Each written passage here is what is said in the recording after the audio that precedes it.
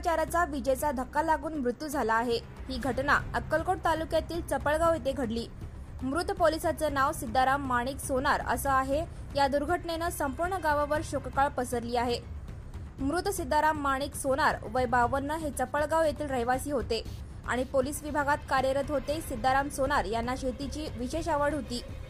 दरम्यान सरकारी नोकरी सांभाळून सुट्टीच्या दिवशी ते नेहमी शेतात वेळ घालवत असत। काल रात्री ते आपल्या शेतात पाणी देण्यासाठी गेले होते। शेतातील मोटार सुरू करत असताना त्यांना विजेचा जोरदार धक्का बसला आणि त्याच ठिकाणी ते कोसळले। शेतातील मोटार सुरू करत असताना त्यांना विजेचा जोरदार धक्का बसला आणि त्याच ठिकाणी ते कोसळले। ही घटना सकाळी समोर आल्यानंतर गावकऱ्यांनी तातडीनं त्यांना अक्कलकोट येथील रुग्णालयात नेले, पण डॉक्टरांनी तपासून त्यांना उपचारापूर्वीच मृत घोषित केले।